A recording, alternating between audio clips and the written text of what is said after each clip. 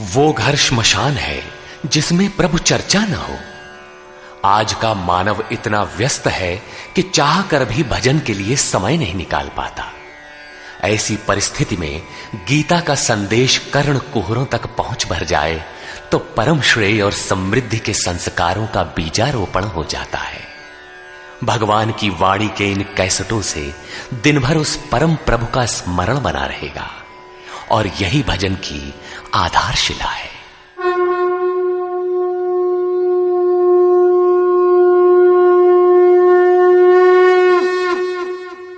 ओम श्री परमात्मने नमः। यथार्थ गीता श्रीमद् भगवद गीता अथ नवमोऽध्याय। प्रस्तुत अध्याय में योगेश्वर श्री कृष्ण ने स्वयं चर्चा की कि योग युक्त पुरुष का ऐश्वर्य कैसा है, सब में व्याप्त रहने पर भी वो कैसे निर्लेप है, करते हुए भी वो कैसे अकर्ता है। उस पुरुष के स्वभाव एवं प्रभाव पर प्रकाश डाला। योग को आचरण में ढालने पर आने वाले देवतादिक विघ्नों से सतर्क किया और उस पुरुष के शरण होने पर बल दिया। श्री भगवान उवाच।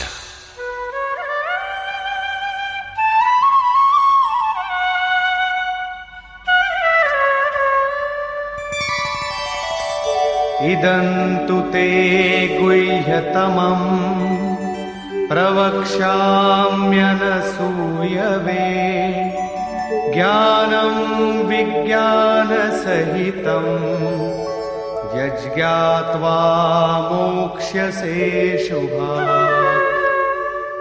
योगेश्वर श्री कृष्ण ने कहा, अर्जुन, असूया अर्थात डाह ईर्ष्या रहित तेरे लिए मैं इस परम गोपनीय ज्ञान को विज्ञान सहित कहूंगा, अर्थात प्राप्ति के पश्चात महापुरुष की रहनी के साथ कहूंगा कि कैसे वो महापुरुष सर्वत्र एक साथ कर्म करता है, कैसे वो जागृति प्रदान करता है, रथी बनकर आत्मा के साथ कैसे सदैव रहता है। यत् ज्ञात्वा, जिसे साक्षात जानकर तू दुख रूपी संसार से मुक्त हो जाएगा। वो ज्ञान कैसा है, इस पर कहते हैं, राजविद्या राजगुह्यम् पवित्रमिदमुत्तमम् प्रत्यक्षावगमम् धर्म्यम् सुसुखं कर्तुमव्ययम्। विज्ञान से संयुक्त ये ज्ञान सभी विद्याओं का राजा है। विद्या का अर्थ भाषा ज्ञान अथवा शिक्षा नहीं है। विद्या ही का ब्रह्म गति प्रदाया सा विद्या या विमुक्तये। विद्या उसे कहते हैं कि जिसके पास आए उसे उठाकर ब्रह्म पथ पर चलाते हुए मोक्ष प्रदान कर दे। यदि रास्ते में रिद्धियों सिद्धियों अथवा प्रकृति में कहीं उलझ गया तो सिद्ध है कि अविद्या सफल हो गई। वो विद्या नहीं है। ये राजविद्या ऐसी है जो निश्चित कल्याण करने वाली है। ये सभी गोपनीयों का राजा है। अविद्या और विद्या के अवगुंठन का अनावरण होने पर योग युक्तता के पश्चात ही इससे मिलन होता है। ये अति पवित्र, उत्तम और प्रत्यक्ष फल वाला है। इधर करो उधर लो, ऐसा प्रत्यक्ष फल वाला है। ये अंधविश्वास नहीं है कि इस जन्म में साधन करो, फल कभी दूसरे जन्मों में मिलेगा। ये परम धर्म परमात्मा से संयुक्त है। विज्ञान सहित ये ज्ञान करने में सरल और अविनाशी है। अश्रद्धाना पुरुषा धर्मस्यास्य परन्तप अप्राप्य मां निवर्तन्ते मृत्यु संसार वर्त्मनि। परंतप अर्जुन, इस धर्म में अर्थात जिसका थोड़ा भी साधन करने पर विनाश नहीं होता, श्रद्धा रहित पुरुष मुझे प्राप्त न होकर संसार क्षेत्र में भ्रमण करता ही रहता है। अतः श्रद्धा अनिवार्य है। क्या आप संसार से परे हैं? इस पर कहते हैं, मया ततमिदं सर्वं जगदव्यक्तमूर्तिना मत्स्थानि सर्वभूतानि न चाहं तेष्वस्थितः। मुझ अव्यक्त स्वरूप से ये सब जगत व्याप्त है, अर्थात मैं जिस स्वरूप में स्थित हूं वो सर्वत्र व्याप्त है। सभी प्राणी मुझ में स्थान पाए हैं, किंतु मैं उनमें स्थित नहीं हूं, क्योंकि मैं अव्यक्त स्वरूप में स्थित हूं। महापुरुष जिस अव्यक्त स्वरूप में स्थित हैं, वहीं से अर्थात शरीर छोड़कर उसी अव्यक्त स्तर से ही बात करते हैं। इसी क्रम में आगे कहते हैं, न च मत्स्थानि भूतानि पश्य मे योगमैश्वरम् भूतभृन्न च भूतस्थो ममात्मा भूतभावनः। वस्तुतः सब भूत भी मुझ में स्थित नहीं है, क्योंकि वे मरण धर्मा है, प्रकृति के आश्रित हैं। किंतु मेरे योग माया के ऐश्वर्य को देख कि जीवधारियों को उत्पन्न और पोषण करने वाला मेरा आत्मा भूतों में स्थित नहीं है। मैं आत्म स्वरूप हूं, इसलिए मैं उन भूतों में स्थित नहीं हूं। यही योग का प्रभाव है। इसको स्पष्ट करने के लिए योगेश्वर श्री कृष्ण दृष्टांत देते हैं। यथाकाशस्थितो नित्यं वायुः सर्वत्र गो महान् तथा सर्वाणि भूतानि मत्स्थानीत्युपधारय। जैसे आकाश में ही उत्पन्न होने वाला महान वायु आकाश में सदैव स्थित है, किंतु उसे मलिन नहीं कर पाता, ठीक वैसे ही संपूर्ण भूत मुझ में स्थित है, ऐसा जान। ठीक इसी प्रकार मैं आकाशवत निर्लेप हूं, वे मुझे मलिन नहीं कर पाते। प्रश्न पूरा हुआ। यही योग का प्रभाव है। अब योगी करता क्या है, इस पर कहते हैं,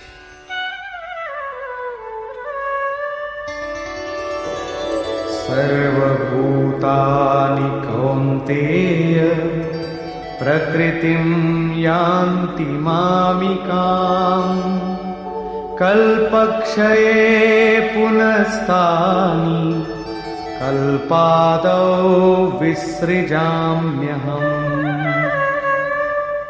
अर्जुन, कल्प के विलय काल में सब भूत मेरी प्रकृति अर्थात मेरे स्वभाव को प्राप्त होते हैं, और कल्प के आदि में मैं उनको बार बार विसृजामि विशेष रूप से सृजन करता हूं। थे तो वे पहले से, किंतु विकृत थे, उन्हीं को रचता हूं, सजाता हूं। जो अचेत हैं उन्हें जागृत करता हूं, कल्प के लिए प्रेरित करता हूं। कल्प का तात्पर्य है उत्थानोन्मुख परिवर्तन। आसुरी संपद से निकलकर जैसे जैसे पुरुष दैवी संपद में प्रवेश पाता है, यहीं से कल्प का आरंभ है, और जब ईश्वर भाव को प्राप्त हो जाता है, वही कल्प का क्षय है। अपना कर्म पूरा करके कल्प भी विलय हो जाता है। भजन का आरंभ कल्प का आदि है, और भजन की पराकाष्ठा जहां लक्ष्य विदित होता है, कल्प का अंत है। जब ये प्रत्यगात्मा योनियों के कारणभूत राग द्वेषादि से मुक्ति पाकर अपने शाश्वत स्वरूप में स्थिर हो जाए, इसी को श्री कृष्ण कहते हैं कि वो मेरी प्रकृति को प्राप्त होता है। जो महापुरुष प्रकृति का विलय करके स्वरूप में प्रवेश पा गया, उसकी प्रकृति कैसी? क्या उसमें प्रकृति शेष ही है? नहीं। अध्याय 3 के 33वें श्लोक में योगेश्वर श्री कृष्ण कह चुके हैं कि सभी प्राणी अपनी प्रकृति को प्राप्त होते हैं। जैसा उनके ऊपर प्रकृति के गुणों का दबाव है, वैसा करते हैं। और ज्ञानवानपि, प्रत्यक्ष दर्शन के साथ जानकारी वाला ज्ञानी भी अपनी प्रकृति के सदृश चेष्टा करता है। ये पीछे वालों के कल्याण के लिए करता है। पूर्ण ज्ञानी तत्व स्थित महापुरुष की रहनी ही उसकी प्रकृति है। वो अपने इसी स्वभाव में बरतता है। कल्प के क्षय में लोग महापुरुष की इसी रहनी को प्राप्त होते हैं। महापुरुष के इसी कृतित्व पर पुनः प्रकाश डालते हैं। प्रकृतिं स्वामवष्टभ्य विसृजामि पुनः पुनः भूतग्राममिमं कृत्स्नम् अवशं प्रकृतेर्वशात्। अपनी प्रकृति अर्थात महापुरुष की रहनी स्वीकार करके प्रकृतेर्वशांत, अपने अपने स्वभाव में स्थित प्रकृति के गुणों से परवश हुए इन संपूर्ण भूत समुदाय को मैं बारंबार विसृजाम, विशेष सृजन, विशेष रूप से सजाता हूं। इन्हें अपने स्वरूप की ओर बढ़ने के लिए प्रेरित करता हूं। तब तो आप इस कर्म से बंधे हैं। न च मां तानि कर्माणि निबध्नन्ति धनञ्जय उदासीनवदासीनम् असक्तं तेषु कर्मसु। अध्याय 4 के 9वें श्लोक में योगेश्वर श्री कृष्ण ने कहा था कि महापुरुष की कार्य प्रणाली अलौकिक है। अध्याय 9 के 4थे श्लोक में बताया, मैं अव्यक्त रूप से करता हूं। यहां भी वही कहते हैं, धनंजय, जिन कर्मों को मैं अदृश्य रूप से करता हूं उसमें मेरी आसक्ति नहीं है। उदासीन के सदृश स्थित रहने वाले मुझ परमात्म स्वरूप को वे कर्म नहीं बांधते, क्योंकि कर्म के परिणाम में जो लक्ष्य मिलता है उसमें मैं स्थित हूं। इसलिए उन्हें करने के लिए मैं विवश नहीं हूं। ये तो स्वभाव के साथ जुड़ी प्रकृति के कार्यों का प्रश्न था। महापुरुष की रहनी थी, उनकी रचना थी। अब मेरे अध्यास से जो माया रचती है वो क्या है? वो भी एक कल्प है। मयाध्यक्षेण प्रकृतिः सूयते सचराचरम् हेतुनानेन कौन्तेय जगत् विपरिवर्तते। अर्जुन, मेरी अध्यक्षता में अर्थात मेरी उपस्थिति में सर्वत्र व्याप्त मेरे अध्यास से ये माया अर्थात त्रिगुणमयी प्रकृति, अष्टधा मूल प्रकृति और चेतन दोनों चराचर सहित जगत को रचती है, जो क्षुद्र कल्प है। और इसी कारण से यह संसार आवागमन के चक्र में घूमता रहता है। प्रकृति का यह क्षुद्र कल्प जिसमें काल का परिवर्तन है, मेरे अध्यास से प्रकृति ही करती है, मैं नहीं करता। किंतु 7वें श्लोक का कल्प आराधना का संचार एवं पूर्ति पर्यंत मार्गदर्शन वाला कल्प महापुरुष स्वयं करते हैं। एक स्थान पर वे स्वयं करता है जहां वे विशेष रूप से सृजन करते हैं। यहां कर्ता प्रकृति है, जो केवल मेरे आभास से ये क्षणिक परिवर्तन करती है, जिसमें शरीरों का परिवर्तन, काल परिवर्तन, युग परिवर्तन इत्यादि आते हैं। ऐसा व्याप्त प्रभाव होने पर भी मूढ़ लोग मुझे नहीं जानते। यथा अवजानन्ति मां मूढ़ा मानुषीं तनुमाश्रितम् परं भावमजानन्तो मम भूतमहेश्वरम्।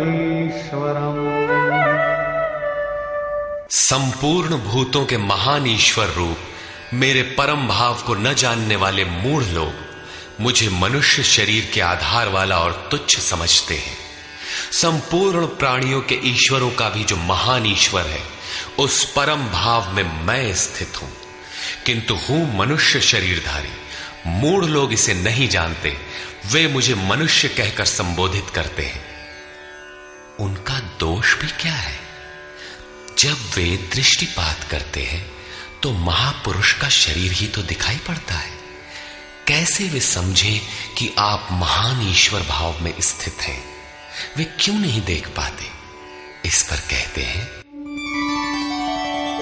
मोघाशा मोघ कर्माणो मोघ ज्ञाना विचेतसः राक्षसीमासुरीं चैव प्रकृतिं मोहिनीं श्रिताः।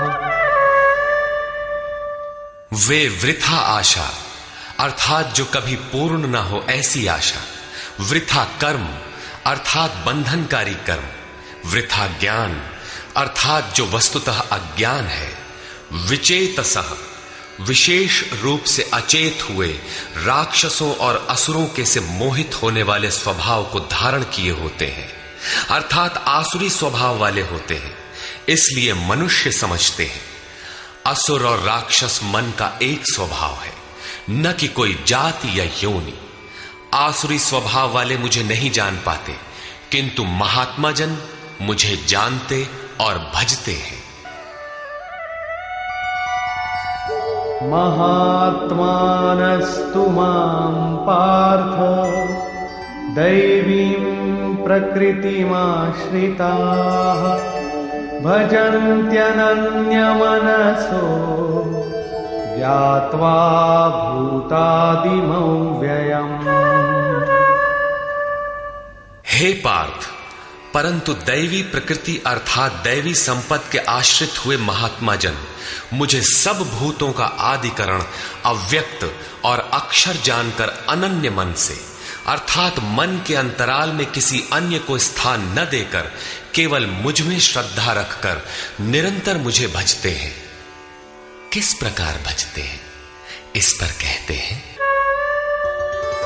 सततं कीर्तयन्तो मां यतन्तश्च दृढव्रताः नमस्यन्तश्च मां भक्त्या नित्ययुक्ता उपासते। वे निरंतर चिंतन के व्रत में अचल रहते हुए मेरे गुणों का चिंतन करते हैं, प्राप्ति के यत्न करते हैं और मुझे बारंबार नमस्कार करते हुए सदैव मुझसे संयुक्त होकर अनन्य भक्ति से मुझे उपासते हैं, अविरल लगे रहते हैं। कौन सी उपासना करते हैं? कैसा है ये कीर्ति ज्ञान? कोई दूसरी उपासना नहीं, वरन वही यज्ञ जिसे विस्तार से बता आए हैं, उसी आराधना को यहां संक्षेप में योगेश्वर श्री कृष्ण दोहरा रहे हैं। ज्ञानयज्ञेन चाप्यन्ये यजन्तो मामुपासते एकत्वेन पृथक्त्वेन बहुधा विश्वतो मुखम्।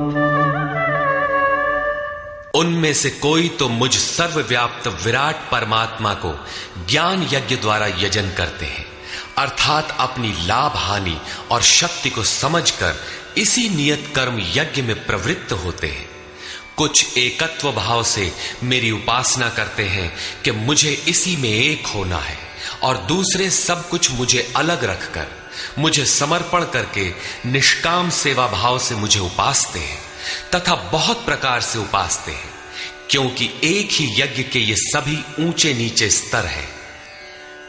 यज्ञ का आरंभ सेवा से ही होता है, किंतु उसका अनुष्ठान होता कैसे है?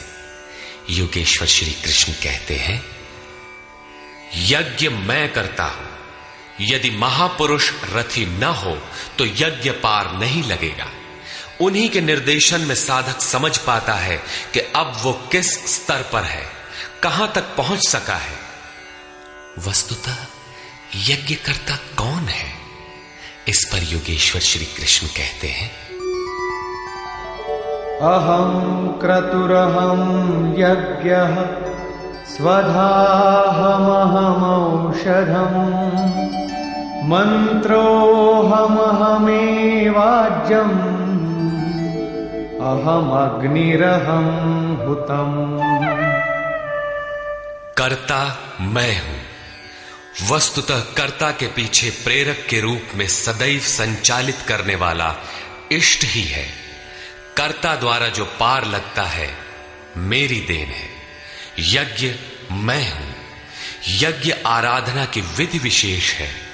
पूर्ति काल में यज्ञ जिसका सृजन करता है उस अमृत का पान करने वाला पुरुष सनातन ब्रह्म में प्रवेश पा जाता है। स्वधा मैं हूं अर्थात अतीत के अनंत संस्कारों का विलय करना, उन्हें तृप्त कर देना मेरी देन है।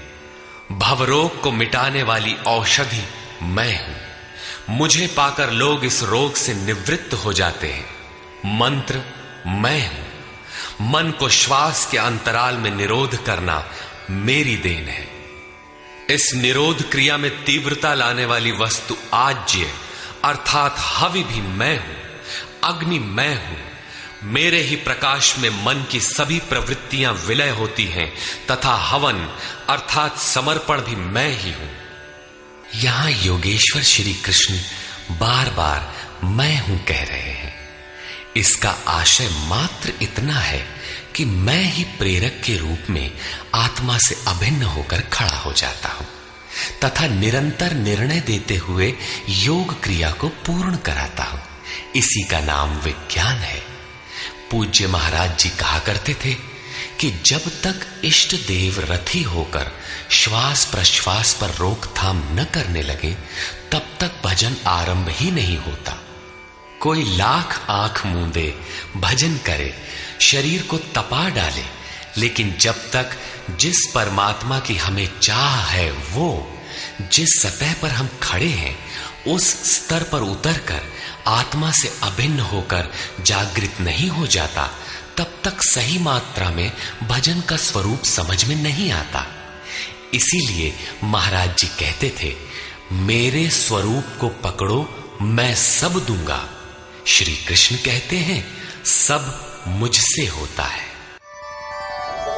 पिताहमस्य जगतो माता धाता पितामहः वेद्यं पवित्रमोंकार ऋक्सामयजुरेव च।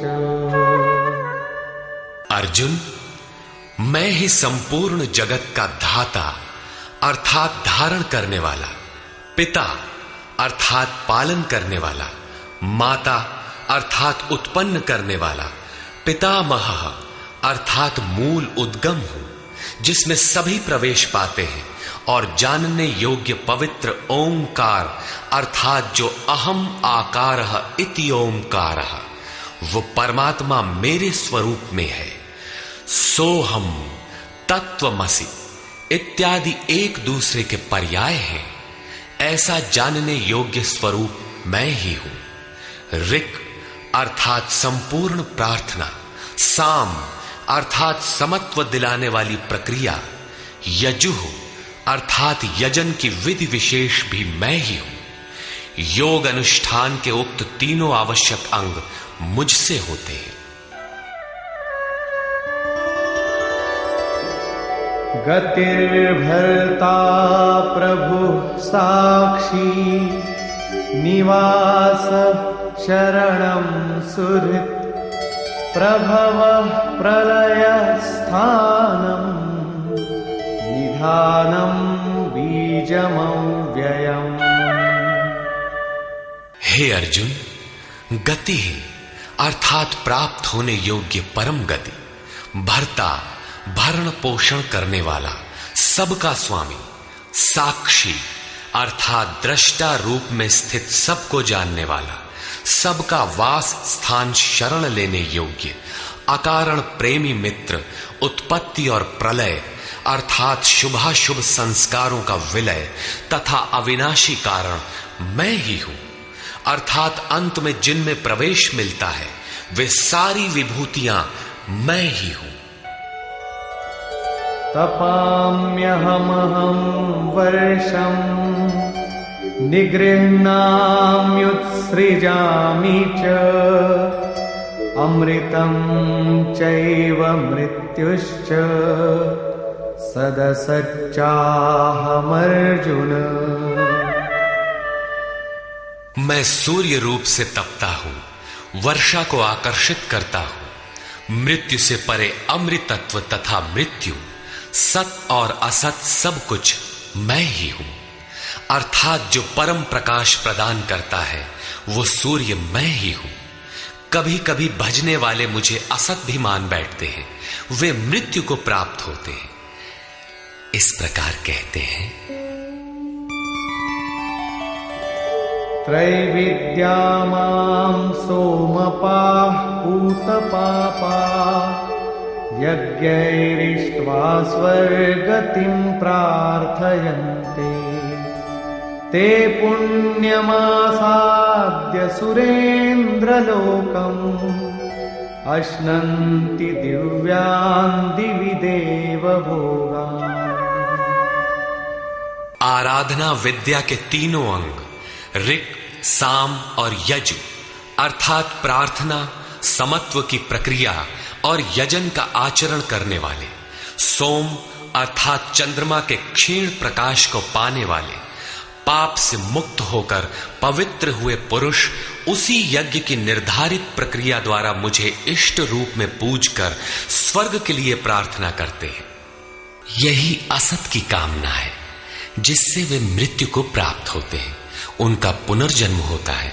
जैसा पिछले श्लोक में योगेश्वर ने बताया, वे पूजते मुझे ही हैं, उसी निर्धारित विधि से पूजते हैं, किंतु बदले में स्वर्ग की याचना करते हैं। वे पुरुष अपने पुण्य के फल स्वरूप इंद्रलोक को प्राप्त होकर स्वर्ग में देवताओं के दिव्य भोग भोगते हैं, अर्थात ये भोग भी मैं ही देता हूं। ते तं भुक्त्वा स्वर्गलोकं विशालम् क्षीणे पुण्ये मर्त्यलोकं विशन्ति एवं त्रयी धर्ममनुप्रपन्ना गतागतं कामकामा लभन्ते। वे उस विशाल स्वर्ग को भोग कर पुण्य क्षीण होने पर मृत्युलोक अर्थात जन्म मृत्यु को प्राप्त होते हैं। इस प्रकार त्रयी धर्मम प्रार्थना, समत्व एवं यजन की तीनों विधियों से एक ही यज्ञ का अनुष्ठान करने वाले मेरे शरण हुए भी कामना वाले पुरुष बारंबार जाने आने को अर्थात पुनर्जन्म को प्राप्त होते हैं। अतः किसी प्रकार की कामना नहीं करनी चाहिए। जो कामना नहीं करते उन्हें क्या मिलता है? अनन्याश्चिन्तयन्तो मां ये जनाः पर्युपासते तेषां नित्याभियुक्तानां योगक्षेमं वहाम्यहम्। अनन्य भाव से मुझ में स्थित भक्तजन मुझ परमात्म स्वरूप का निरंतर चिंतन करते हैं। पर्युपासते लेश मात्र भी त्रुटि न रखकर मुझे उपासते हैं। उन नित्य एक ही भाव से संयुक्त हुए पुरुषों का योगक्षेम मैं स्वयं वहन करता हूं, अर्थात उनके योग की सुरक्षा की सारी जिम्मेदारी मैं अपने हाथ में लेता हूं। इतना होने पर भी लोग अन्य देवताओं को भजते हैं। येऽप्यन्य देवता भक्ता यजन्ते श्रद्धयान्विता तेऽपि मामेव कौन्तेय यजन्त्यविधिपूर्वकम्। कौन्तेय, श्रद्धा से युक्त हुए जो भक्त दूसरे दूसरे देवताओं को पूजते हैं वे भी मुझे ही पूजते हैं, किंतु उनका वो पूजना अविधि पूर्वक है। मेरी प्राप्ति की विधि से रहित है।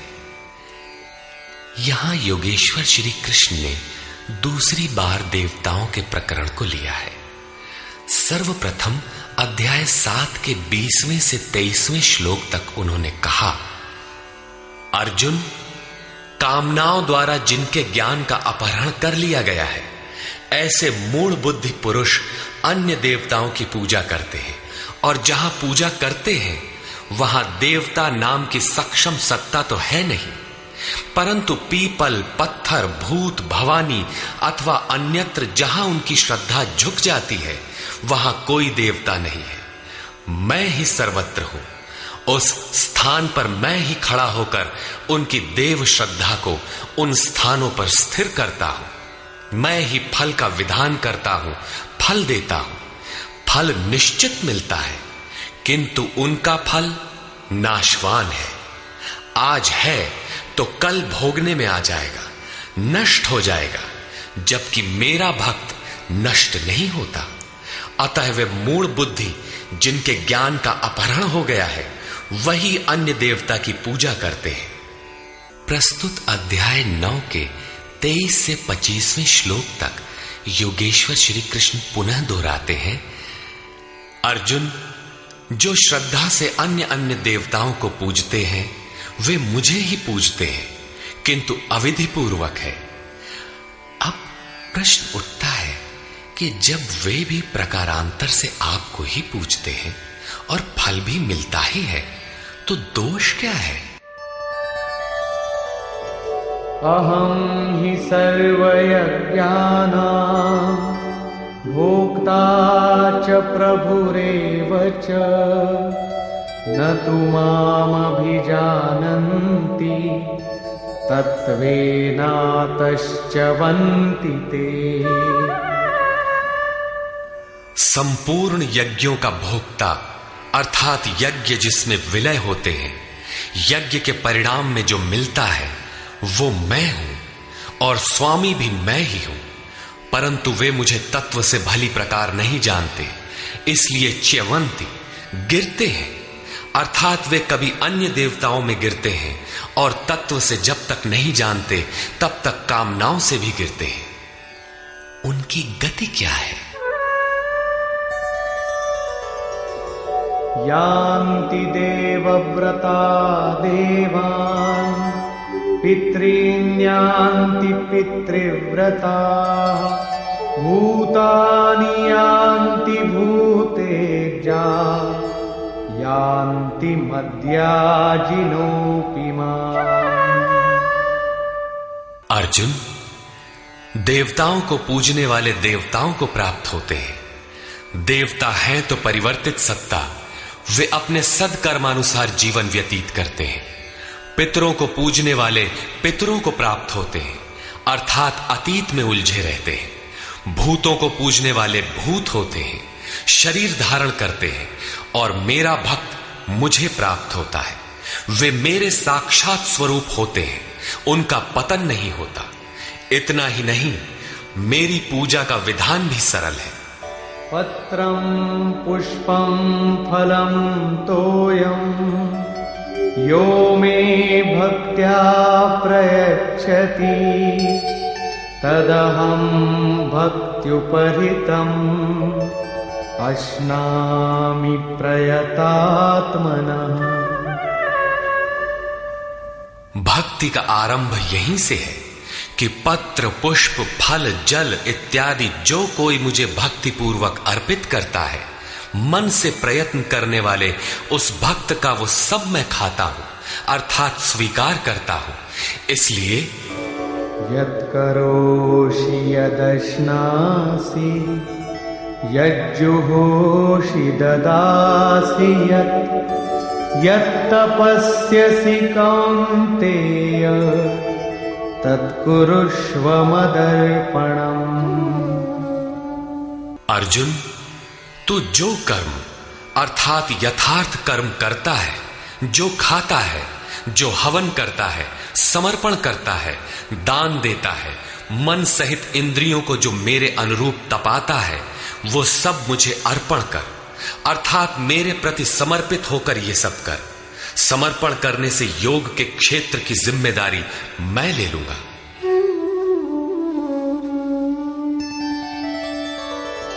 शुभाशुभ फलैरेवं मोक्ष्यसे कर्म बन्धनैः संन्यासयोगयुक्तात्मा विमुक्तो मामुपैष्यसि। इस प्रकार सर्वस्व के न्यास संन्यास योग से युक्त हुआ तू शुभाशुभ फलदाता कर्मों के बंधन से मुक्त होकर मुझे प्राप्त होगा। उपर्युक्त 3 श्लोकों में योगेश्वर श्री कृष्ण ने क्रमबद्ध साधन और उसके परिणाम का चित्रण किया है। पहले पत्र पुष्प फल जल का पूर्ण श्रद्धा से अर्पण, दूसरे समर्पित होकर कर्म का आचरण और तीसरे पूर्ण समर्पण के साथ सर्वस्व का त्याग। इनके द्वारा कर्म बंधन से विमुक्त अर्थात विशेष रूप से मुक्त हो जाएगा। मुक्ति से मिलेगा क्या? बताया मुझे प्राप्त होगा। यहां मुक्ति और प्राप्ति एक दूसरे के पूरक है। आपकी प्राप्ति ही मुक्ति है, तो उससे लाभ इस पर कहते हैं समोहं सर्वभूतेषु न मे द्वेषोऽस्ति न प्रियः ये भजन्ति तु मां भक्त्या मयि ते तेषु चाप्यहम्। सृष्टि में न मेरा कोई प्रिय है और न अप्रिय है, किंतु जो अनन्य भक्त है वो मुझ में है और मैं उसमें हूं। यही मेरा एकमात्र रिश्ता है, उसमें परिपूर्ण हो जाता हूं। मुझ में और उसमें कोई अंतर नहीं रह जाता। तब तो बहुत भाग्यशाली लोग ही भजन करते होंगे। भजन करने का अधिकार किसे है? इस पर योगेश्वर श्री कृष्ण कहते हैं अपि चेत् सुदुराचारो भजते मामनन्यभाक् साधुरेव समन्तव्यः सम्यग् व्यवसितो हि सः। यदि अत्यंत दुराचारी भी अनन्य भाव से अर्थात अन्य धन न, मेरे सिवाय किसी अन्य वस्तु या देवता को न भजकर केवल मुझे ही निरंतर भजता है, वो साधु ही मानने योग्य है। अभी वो साधु हुआ नहीं है, किंतु उसके हो जाने में संदेह भी नहीं है, क्योंकि वो यथार्थ निश्चय से लग गया है। अतः भजन आप भी कर सकते हैं, बशर्ते कि आप मनुष्य हो, क्योंकि मनुष्य ही यथार्थ निश्चय वाला है। गीता पापियों का उद्धार करती है और वो पथिक क्षिप्रं भवति धर्मात्मा शश्वच्छान्तिं निगच्छति कौन्तेय प्रतिजानीहि न मे भक्तः प्रणश्यति। इस भजन के प्रभाव से वो दुराचारी भी शीघ्र ही धर्मात्मा हो जाता है, परम धर्म परमात्मा से संयुक्त हो जाता है तथा सदैव रहने वाली परम शांति को प्राप्त होता है। कौन्तेय, तो निश्चय पूर्वक सत्य जान कि मेरा भक्त कभी नष्ट नहीं होता।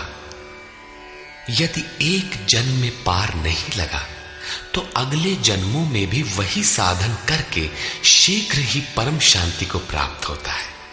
अतः सदाचारी दुराचारी सभी को भजन करने का अधिकार है। इतना ही नहीं अपितु मां हि पार्थ व्यपाश्रित्य येऽपि स्युः पापयोनयः स्त्रियो वैश्यास्तथा शूद्राः तेऽपि यान्ति परां गतिम्। पार्थ, स्त्री वैश्य शूद्रादि तथा जो कोई पाप योनि वाले भी हो, वे सभी मेरे आश्रित होकर परम गति को प्राप्त होते हैं। अतः ये गीता मनुष्य मात्र के लिए है, चाहे वो कुछ भी करता हो, कहीं भी पैदा हुआ हो, सबके लिए ये एक समान कल्याण का उपदेश करती है। गीता सार्वभौम है। पाप योनि अध्याय 16 के 7वें से 21वें श्लोक तक आसुरी वृत्ति के लक्षणों के अंतर्गत भगवान ने बताया कि जो शास्त्र विधि का त्याग कर नाम मात्र के यज्ञों द्वारा दंभ से यजन करते हैं, वे नरों में अधम है। यज्ञ है नहीं किंतु नाम दे रखा है और दंभ से यजन करता है, वो क्रूर कर्मी और पापाचारी अर्थात पाप योनि है। वैश्य शूद्र भगवत पथ की सीढ़ियां हैं। स्त्रियों के प्रति कभी सम्मान कभी हीनता की भावना रही है, किंतु योग प्रक्रिया में स्त्री और पुरुष दोनों का समान ही प्रवेश है। किम पुनर्ब्राह्मणा पुण्या भक्ता राजर्षयस्तथा अनित्यमसुखं लोकम् इमं प्राप्य भजस्व माम्। फिर तो ब्राह्मण तथा राजर्षि क्षत्रिय श्रेणी के भक्तों के लिए कहना ही क्या है। ब्राह्मण एक अवस्था विशेष है जिसमें ब्रह्म में प्रवेश दिला देने वाली सारी योग्यताएं विद्यमान हैं। शांति, आर्जव, अनुभवी, उपलब्धि, ध्यान और इष्ट के निर्देशन पर जिसमें चलने की क्षमता है, यही ब्राह्मण की अवस्था है। राजर्षि क्षत्रिय में रिद्धियों सिद्धियों का संचार, शौर्य, स्वामी भाव, पीछे न हटने का स्वभाव रहता है। इस योग स्तर पर पहुंचे हुए योगी तो पार होते ही हैं, उनके लिए क्या कहना है। अतः अर्जुन, तो सुख रहित क्षण भंगुर इस मनुष्य शरीर को प्राप्त होकर मेरा ही भजन कर। इस नश्वर शरीर के ममत्व पोषण में समय नष्ट न कर। अतः वे भजन की धारणा पर प्रोत्साहन देते हैं। मन्मना भव मद्भक्तो मद्याजी मां नमस्कुरु मामे वैश्यसि युक्त्वैवम् आत्मानं मत्परायणः। अर्जुन, मेरे में ही मन वाला हो, सिवाय मेरे दूसरे भाव मन में ना आने पाए। मेरा अनन्य भक्त हो, अनवरत चिंतन में लग, श्रद्धा सहित मेरा ही निरंतर पूजन कर और मेरे को ही नमस्कार कर। इस प्रकार मेरे शरण हुआ आत्मा को मुझ में एक ही भाव से स्थित कर, तो मुझे ही प्राप्त होगा, अर्थात मेरे साथ एकता प्राप्त करेगा। निष्कर्ष, इस अध्याय के आरंभ में श्री कृष्ण ने कहा, अर्जुन, तुझ दोष रहित भक्त के लिए मैं इस ज्ञान को विज्ञान सहित कहूंगा, जिसे जानकर कुछ भी जानना शेष नहीं रहेगा। इसे जानकर तू संसार बंधन से छूट जाएगा। यह ज्ञान संपूर्ण विद्याओं का राजा है। विद्या वह है जो परब्रह्म में प्रवेश दिलाए। यह ज्ञान उसका भी राजा है, अर्थात निश्चित कल्याण करने वाला है। यह संपूर्ण गोपनीयों का भी राजा है। गोपनीय वस्तु को भी प्रत्यक्ष कराने वाला है। यह प्रत्यक्ष फल वाला, साधन करने में सुगम और अविनाशी है। इसका थोड़ा भी साधन आपसे पार लग जाए तो इसका कभी नाश नहीं होता, वरन इसके प्रभाव से वह परम श्रेय तक पहुंच जाता है। किंतु इसमें एक शर्त है। श्रद्धा विहीन पुरुष परम गति को प्राप्त न होकर संसार चक्र में भटकता है। योगेश्वर श्री कृष्ण ने योग के ऐश्वर्य पर भी प्रकाश डाला। दुख के संयोग का वियोग ही योग है, अर्थात जो संसार के संयोग वियोग से सर्वथा रहित है, उसका नाम योग है। परम तत्व परमात्मा के मिलन का नाम योग है। परमात्मा की प्राप्ति ही योग की पराकाष्ठा है। जो इसमें प्रवेश पा गया, उस योगी के प्रभाव को देख कि संपूर्ण भूतों का स्वामी और जीवधारियों का पोषण करने वाला होने पर भी मेरा आत्मा उन भूतों में स्थित नहीं है। मैं आत्म स्वरूप में स्थित हूं, वही हूं जैसे आकाश से उत्पन्न सर्वत्र विचरने वाला वायु आकाश में ही स्थित है, किंतु उसे मलिन नहीं कर पाता। उसी प्रकार संपूर्ण भूत मुझ में स्थित है, लेकिन मैं उनमें लिप्त नहीं हूं। अर्जुन, कल्प के आदि में मैं भूतों को विशेष प्रकार से रचता हूं, सजाता हूं, और कल्प के पूर्ति काल में संपूर्ण भूत मेरी प्रकृति को अर्थात योगारूढ़ महापुरुष की रहनी को, उनके अव्यक्त भाव को प्राप्त होते हैं। यद्यपि महापुरुष प्रकृति से परे हैं, किंतु प्राप्ति के पश्चात स्वभाव अर्थात स्वयं में स्थित रहते हुए लोक संग्रह के लिए जो कार्य करता है, वह उसकी एक रहनी है। इसी रहनी के कार्यकलाप को उस महापुरुष की प्रकृति कहकर संबोधित किया गया है। एक रचयिता तो मैं हूं जो भूतों को कल्प के लिए प्रेरित करता हूं, और दूसरी रचयिता त्रिगुणमयी प्रकृति है जो मेरे अध्यास से चराचर सहित भूतों को रचती है। यह भी एक कल्प है जिसमें शरीर परिवर्तन, स्वभाव परिवर्तन और काल परिवर्तन निहित है। इस प्रकार कल्प दो प्रकार के हैं। एक तो वस्तु का, शरीर और काल का परिवर्तन कल्प है। यह परिवर्तन प्रकृति ही मेरे आभास से करती है, किंतु इससे महान कल्प जो आत्मा को निर्मल स्वरूप प्रदान करता है, उसका श्रृंगार महापुरुष करते हैं। वे अचेत भूतों को सचेत करते हैं। भजन का आदि ही इस कल्प का आरंभ है, और भजन की पराकाष्ठा कल्प का अंत है। जब यह कल्प भवरोग से पूर्ण निरोग बनाकर शाश्वत ब्रह्म में प्रवेश अर्थात स्थिति दिला देता है, उस प्रवेश काल में योगी मेरी रहनी और मेरे स्वरूप को प्राप्त होता है। प्राप्ति के पश्चात महापुरुष की रहनी ही उसकी प्रकृति है। योगेश्वर श्री कृष्ण कहते हैं, अर्जुन, मूढ़ लोग मुझे नहीं जानते, मुझ ईश्वरों के ईश्वर को भी तुच्छ समझते हैं, साधारण मनुष्य मानते हैं।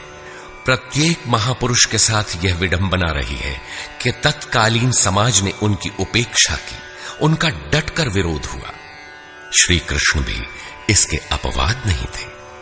वे कहते हैं, मैं परम भाव में स्थित हूं, किंतु शरीर मेरा भी मनुष्य का ही है। अतः मूढ़ पुरुष मुझे तुच्छ कहकर, मनुष्य कहकर संबोधित करते हैं।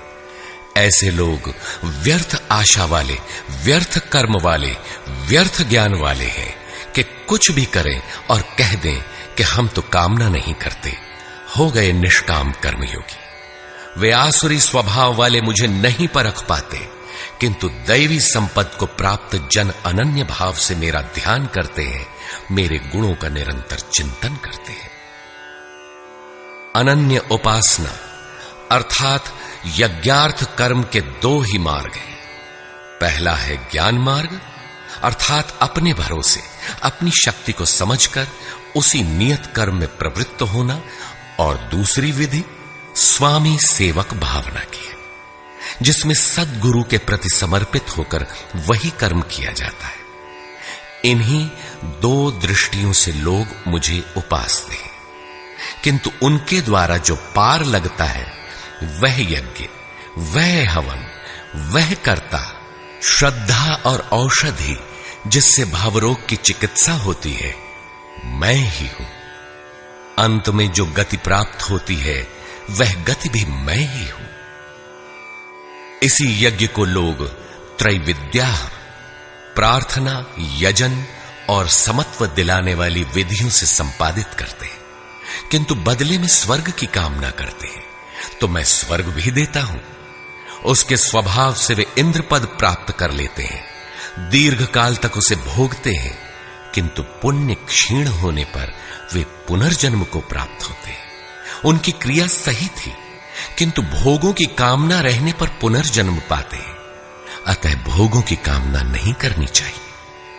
जो अनन्य भाव से अर्थात मेरे सिवाय दूसरा है ही नहीं, ऐसे भाव से जो निरंतर मेरा चिंतन करते हैं, लेश मात्र भी त्रुटि न रह जाए, ऐसे जो भजते हैं, उनके योग की सुरक्षा का भार मैं अपने हाथ में ले लेता हूं।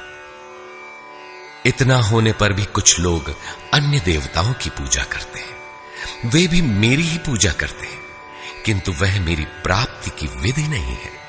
वे संपूर्ण यज्ञों के भोक्ता के रूप में मुझे नहीं जानते, अर्थात उनकी पूजा के परिणाम में मैं नहीं मिलता, इसीलिए उनका पतन हो जाता है। वे देवता, भूत अथवा पितरों के कल्पित रूप में निवास करते हैं, जबकि मेरा भक्त साक्षात मुझ में निवास करता है, मेरा ही स्वरूप हो जाता है। योगेश्वर श्री कृष्ण ने इस यज्ञार्थ कर्म को अत्यंत सुगम बताया कि कोई फल फूल या जो भी श्रद्धा से देता है, उसे मैं स्वीकार करता हूं। अतः अर्जुन, तू जो कुछ आराधना करता है मुझे समर्पित कर। जब सर्वस्व का न्यास हो जाएगा, तब योग से युक्त हुआ तू कर्मों के बंधन से मुक्त हो जाएगा, और वह मुक्ति मेरा ही स्वरूप है। दुनिया में सब प्राणी मेरे ही हैं। किसी भी प्राणी से न मुझे प्रेम है न द्वेष, मैं तटस्थ हूं। किंतु जो मेरा अनन्य भक्त है, मैं उसमें हूं, वो मुझ में है। अत्यंत दुराचारी, जघन्यतम पापी ही कोई क्यों न हो, फिर भी अनन्य श्रद्धा भक्ति से मुझे भजता है, तो वह साधु मानने योग्य है। उसका निश्चय स्थिर है, तो वह शीघ्र ही परम से संयुक्त हो जाता है और सदा रहने वाली परम शांति को प्राप्त होता है। यहां श्री कृष्ण ने स्पष्ट किया कि धार्मिक कौन है। सृष्टि में जन्म लेने वाला कोई भी प्राणी अनन्य भाव से एक परमात्मा को भजता है, उसका चिंतन करता है, तो वह शीघ्र ही धार्मिक हो जाता है। अतः धार्मिक वह है जो एक परमात्मा का सुमिरन करता है। अंत में आश्वासन देते हैं, अर्जुन, मेरा भक्त कभी नष्ट नहीं होता। कोई शूद्र हो, नीच हो, आदिवासी हो या अनादिवासी या कुछ भी नामधारी हो, पुरुष अथवा स्त्री हो अथवा पाप योनि तिर्यक योनि वाला भी जो हो, मेरी शरण होकर परम श्रेय को प्राप्त होता है। इसलिए अर्जुन, सुख रहित क्षण भंगुर किंतु दुर्लभ मनुष्य शरीर को पाकर मेरा भजन कर। फिर तो जो ब्रह्म में प्रवेश दिलाने वाली योग्यताओं से युक्त है, उस ब्राह्मण तथा जो राजर्षित्व के स्तर से भजने वाला है, ऐसे योगी के लिए कहना ही क्या है, वह तो पार ही है। अतः अर्जुन, निरंतर मुझ में मन वाला हो, निरंतर नमस्कार कर। इस प्रकार मेरी शरण में हुआ तू मुझे ही प्राप्त होगा, जहां से पीछे लौटकर नहीं आना पड़ता। प्रस्तुत अध्याय में उस विद्या पर प्रकाश डाला गया जिसे श्री कृष्ण स्वयं जागृत करते हैं। यह राज विद्या है जो एक बार जागृत होने पर निश्चित कल्याण करती है। अतः ओम तत्सदिति श्रीमद्भगवद गीता सूपनिषत्सु ब्रह्म विद्यायाम योग शास्त्रे श्री कृष्णार्जुन संवादे राज विद्या जागृति नाम नवमोऽध्यायः। इस प्रकार स्वामी अड़गड़ानंद कृत श्रीमद् भगवद गीता के भाष्य यथार्थ गीता का 9वां अध्याय पूर्ण होता है।